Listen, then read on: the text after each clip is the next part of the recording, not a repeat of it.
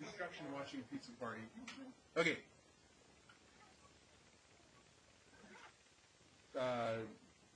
You can set it on the windowsill. All right. So guys. So the information you're starting off with here is an angle, another angle, and a side. So we're going to start off with two angles, and we should start, just to be safe, to make sure we can actually make three angles that are in a triangle. I'm going to start off with two acute angles. So I'll call this angle 1. And then there's some other angle of some other size. I'll make it a little bit smaller. It doesn't really matter. Some other angle. I'll call that angle 2. And then you're given some side length. I'll call that S for side. Okay. So here's your starting information.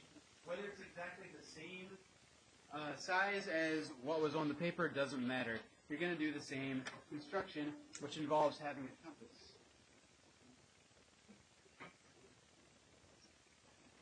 Okay. So for those of us who have tried this one, you might do something like this. So you could start off either with an angle or a side. The general strategy I said was to start with the thing in the middle, and that's in general a pretty good strategy. So let's start with one of the angles. Which angle? It doesn't really matter. It could be angle, angle, side, angle, angle, side with either angle. You're going to end up, it's the same basic construction. Okay, so I'm going to start by copying angle 1 because I called it angle 1 and it's number 1, and I want to do number 1. First things first. That's what I say. Okay, so how do you copy an angle? Well, just in case you forgot, start with some ray that's going to represent one of its sides and some point that's going to be its vertex. And I'm going to first, from the vertex of angle 1, make an arc. And then from this point right here where I'm going to copy the angle, I'm going to make an arc of the exact same radius. So they match. Matching arcs. Now to get the width of the angle, so to speak, I'm going to come back to the first arc that I drew, and I'm going to measure the width across that arc with my compass, like so. Then I'm going to come down to the other arc and do the exact same thing. And this intersection gives me, if I do a good job, the same angle measurement. Okay. So this would be a copy of angle 1 right here. And so which side length am I going to call side S? It doesn't really matter. Let's see. How long is side S? That long? So let's put it on this side right here. Okay, so now this side right here is congruent to side S. I'll call it S prime and 1 prime. Okay, so where would the other angle go? Would it go on this dot right here? One of you is right. So if it went right here, what arrangement of criteria of information would this be right here? Yeah, that would be angle, side, angle. That's not what we want. We want angle, angle, side. So we want a copy of angle 2 to be up here. Now here's the problem. Where are you going to start that angle? Are you going to start it down here? We know it has to. We know the other side has to point directly at this dot. I should probably name it. So I'll put. I'll call this A and this B. So we know the other angle has to point directly at this point B. But we don't know where to start copying that angle. So where is its vertex going to be? You can kind of eyeball it and guess, but that's not what you do with constructions. So instead, here's what we're going to do. So what I need, basically, instead of copying angle 2, I need to figure out how big this third angle would be. That's the key here. That's the secret step. So instead, I'm going to copy the third angle of the triangle right there. Now you might think, that's angle side angle. That's not the same thing. But really, just like we talked about right before we did this, angle, angle, side, and angle, side, angle are sort of the same rule. Because if you know two angles, then by consequence, you can figure out how big the third one is. Because they always add up to 180. So I can do that, you know, if I knew this was like 60 and 40, I could do it with addition and subtraction and figure out how big the angle is. But I don't know that. How can I do that with a compass? How can I figure out how big the third angle in the triangle would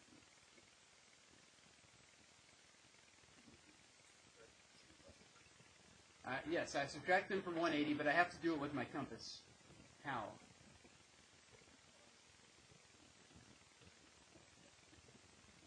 Yeah, exactly. I'm gonna essentially add angle 1 and 2 together, not with numbers, but with my compass. So I'm going to copy angle 2, and I'm going to add it onto angle 1. And then whatever's left over from 180, which would be a straight line, that would be the third angle in a triangle. Okay, so this is something we've done before, but it's been a while. So that's what I'm going to do, and I'm going to figure out how big angle 3 is. And then I know where the vertex of angle 3 should be. It's going to be right there. And that angle is going to point towards the vertex of angle 2. So I'm being sneaky here. That's why this one is a little bit harder. It takes some sneakiness. Alright, so again, I'm going to copy angle 2. I'm going to copy it over here. So I'm adding it onto angle 1. I'm using this ray as one of its sides, and it's going to go out this way somewhere. Now I've got to copy its width. It's that wide. So over here, when I copy it, it's also going to be that wide.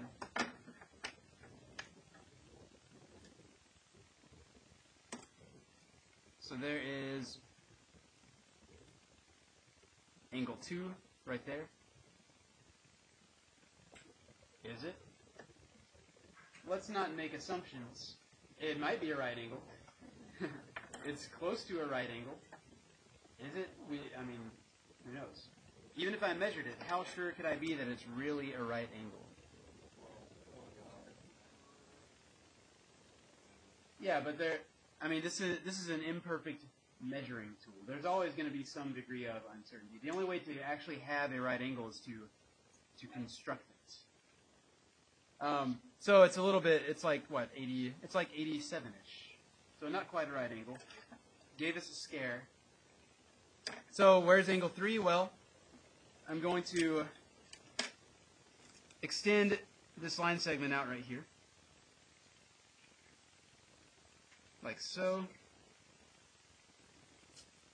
And then angle 3 is going to be this angle right here. So there's the third angle in a triangle. Now all I've got to do is copy angle 3 onto point B. And then I'll be able to finish my triangle. So I'm going to copy angle 3, make matching arcs, and then measure the width of those arcs. So it needs to be that wide there. So this one needs to be that wide.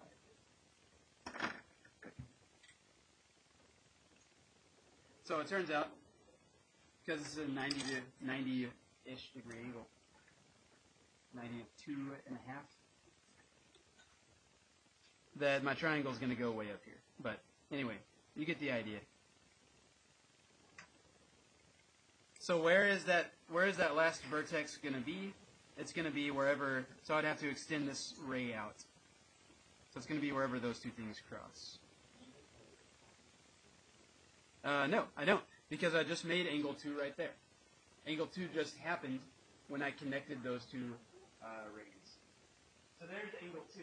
I didn't end up copying angle 2. So angle 2 would be the set of information that gives me angle, angle, side. But instead of copying 2, since I didn't know where it was, I was sneaky, I copied angle 3. Okay. So that's the tricky construction. That's angle, angle, side. And I'll expect you to be able to do constructions like this on future constructions. Yes. Okay. Questions there? What? But the problem is you have to know where angle 2 starts. You have to know where to copy it. So we didn't know where this point was going to be. So if you're going to do it by copying angle 2 and not know angle 3, then you're going to have to, basically you'd end up guessing and checking, which is not a good construction method. Because you wouldn't know where to put it. Okay,